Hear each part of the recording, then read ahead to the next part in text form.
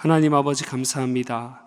오늘도 사랑하는 주의 백성들 기억하시고 은혜의 자리로 인도해 주시니 감사드립니다.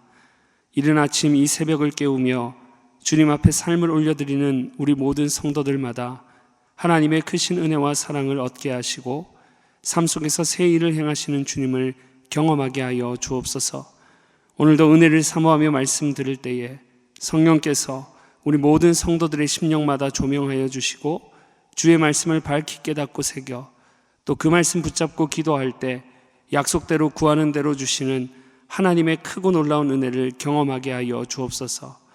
은혜를 주시는 그 주님을 기대하게 하시고 가정과 일터와 나라와 교회를 올려드리며 기도할 때 우리 모든 삶의 영역 속에 은혜로 천을 이루고 강국을 이루게 되는 우리 교회 되게 하여 주옵소서.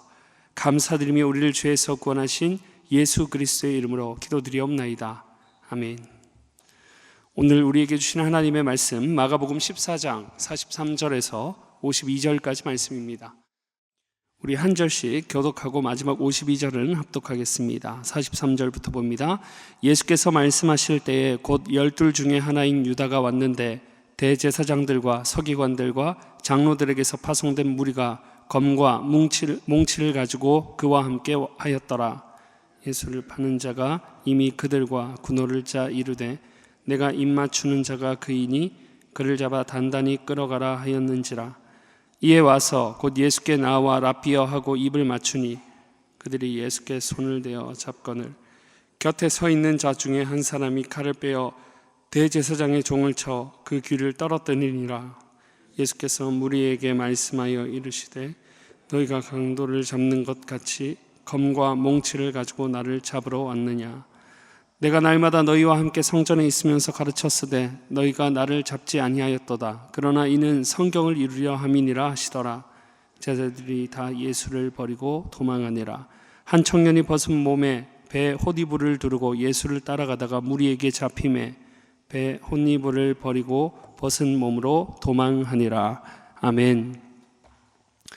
오늘도 은혜를 사모하며 나오신 우리 모든 성도님들의 심령마다 하나님께서 넘치는 은혜와 사랑으로 채워주시기를 축복합니다. 오늘은 함께 읽은 본문 말씀을 가지고 예수님의 발자취를 따라라는 제목으로 함께 하나님 말씀 살펴보겠습니다. 오늘 본문은 예수님께서 제자된 우리가 이 세상을 살아갈 때 어떤 자세로 살아가야 될지에 대해서 잘 보여주고 있는 본문입니다. 우리 주님께서는 제자 중 하나였던 가룟 유다에 의해서 대제사장들과 서기관들과 장로에게서 보냄을 받은 무리들에게 넘겨집니다. 우리 주님께서 넘겨지실 때 우리 주님은 어떤 대항도 하지 않으시고 도살장으로 끌려가는 어린 양처럼 그 상황을 담담히 받아들이십니다. 이것은 그때의 상황과 매우 대조적입니다. 무리들은 검과 몽치를 들고 왔습니다. 또 47절에 보면 예수님 곁에 서 있는 자 중 한 사람, 요한복음 18장은 이 사람이 베드로임을 밝히고 있습니다. 이 베드로는 칼로 제사장의 종이었던 말고의 귀를 치는 물리적인 방법으로 저항했습니다. 제사장이 보낸 무리들은 검과 몽치를 가지고 왔고 제자였던 베드로는 칼로 말고의 귀를 쳐서 자르는 긴박한 상황이었습니다. 또 무리들이 예수님을 잡기 위해서 검과 몽치 그리고 제자 베드로가 행했던 이 칼부림 전부 물리적으로 흥분한 상태임을 잘 보여주는 것이죠. 그리고 나중에는 제자들이 전부 예수님을 버리고 도망하는 긴박한 상황까지 펼쳐집니다. 그런데 이런 상황 속에 이런 인물들과는 대조적으로 예수님은 물리적인 대항을 하지 않으셨습니다. 그렇다고 흥분하지도 않으셨고 도망하지도 않으셨습니다. 이런 예수님의 모습이 바로 이사야 53장의 예언과 같이 도살장으로 끌려가는 어린 양처럼 그 상황을 담담히 받아들인 주님의 모습을 확인시켜 주는 것입니다. 사랑하는 여러분, 주님께서 이런 모습을 보이신 이유는 바로 49절 후반절의 기록과 같이 하나님의 구원의 계획을 온전히 성취하기 위함이셨습니다.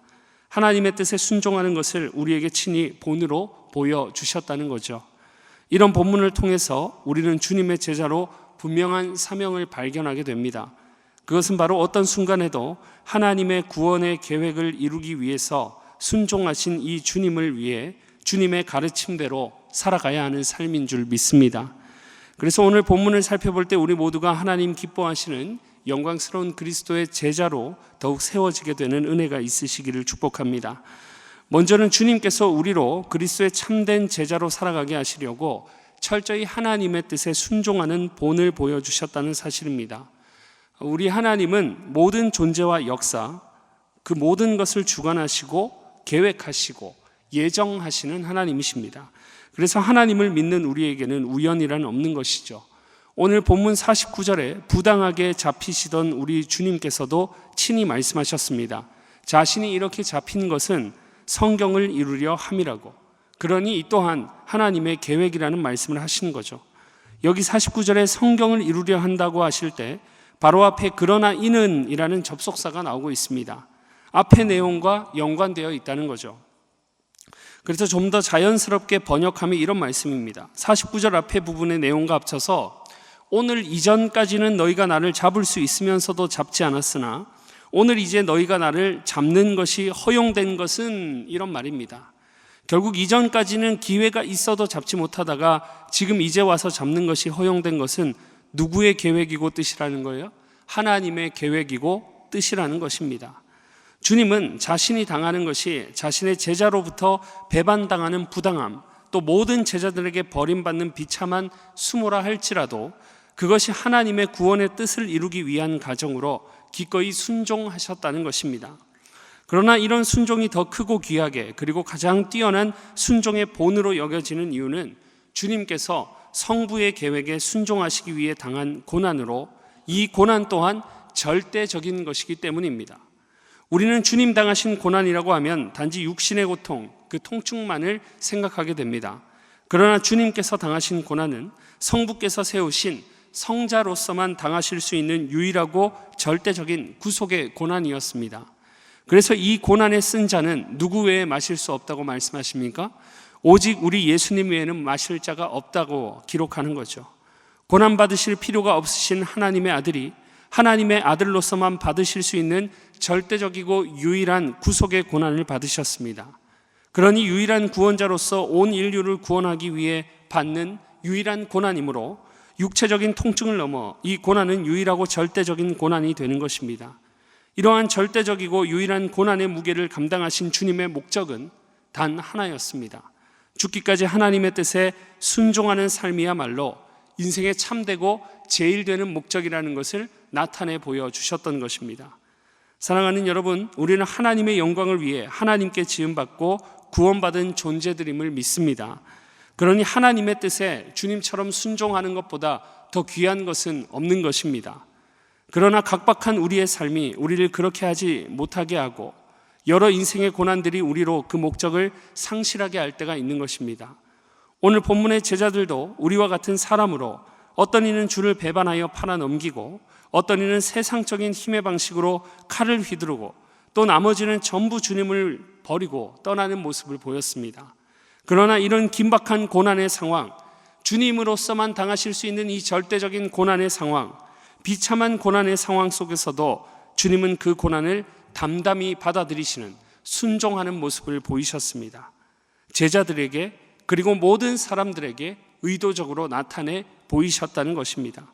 그것은 바로 하나님의 구원이라는 선하신 뜻과 계획 가운데 하나님의 영광을 위해 지음받고 구원받은 우리이므로 하나님의 그 뜻에 순종하며 살아가는 참된 주님의 제자로 세우시기 위함이었던 것입니다.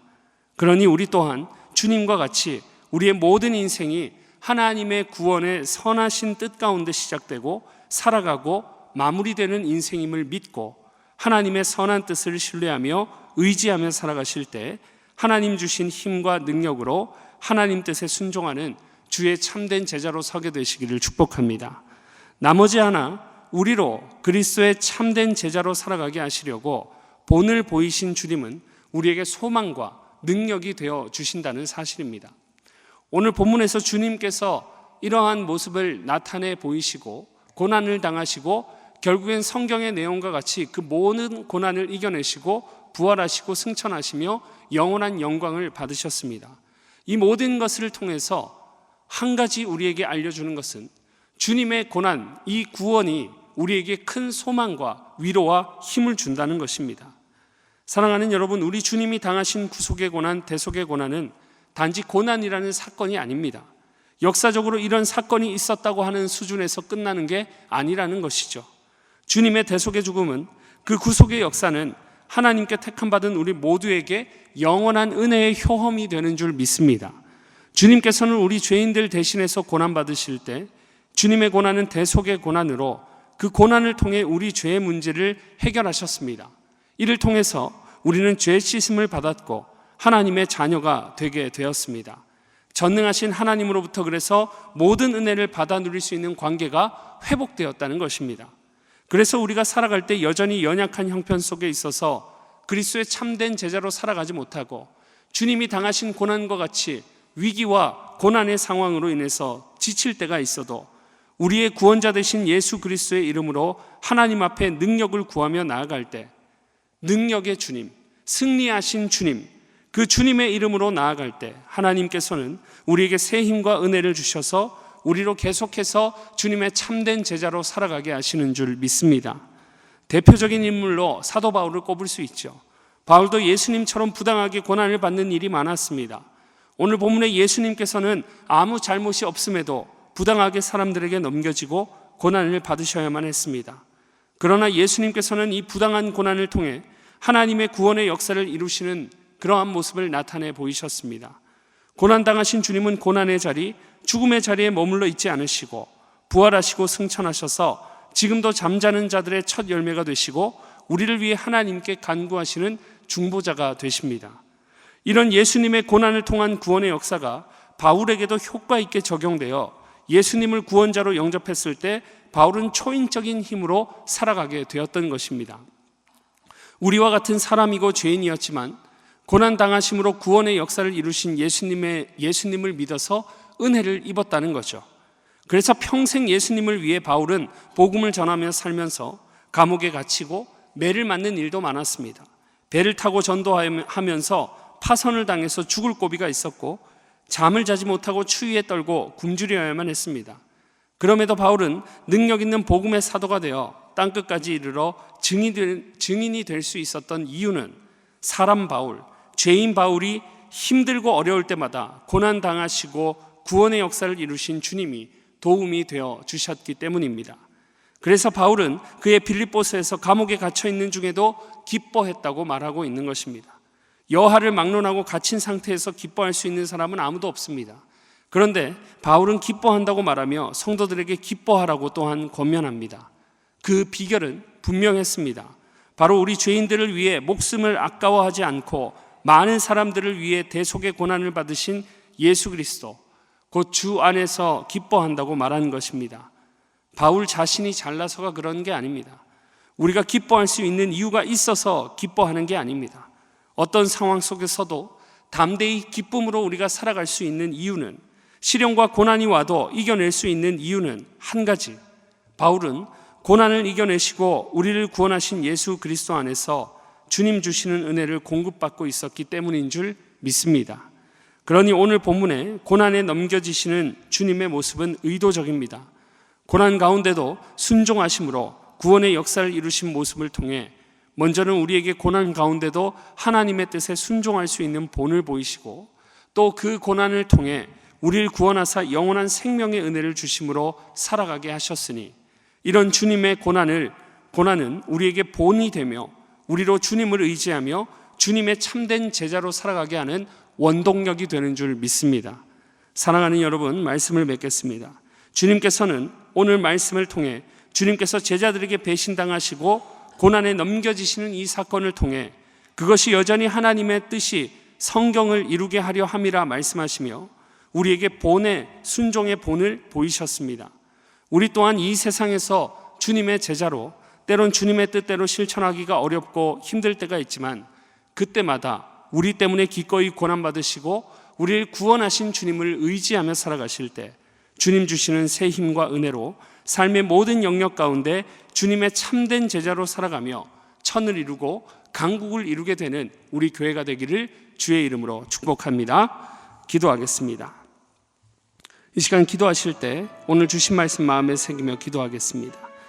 이 세상 살아갈 때 주님의 발자취를 따라 주님의 참된 제자로 살아가게 해달라고 기도하시고, 연하여 기도하실 때 다음 주부터 있을 고난주간 특세 가운데 구원의 은혜를 누리는 시간 되게 해달라고 기도하시고, 또 우리나라와 민족을 올려드리며 기도할 때 우리나라 하루속히 정상화되게 하시고 회복시켜 달라고 이 시간 주신 말씀과 특세와 나라를 올려드리며 간절히 주여 한번 부르짖으며 주님 앞에 기도하며 나아갑니다. 주여. 하나님 아버지, 은혜와 사랑을 감사드립니다.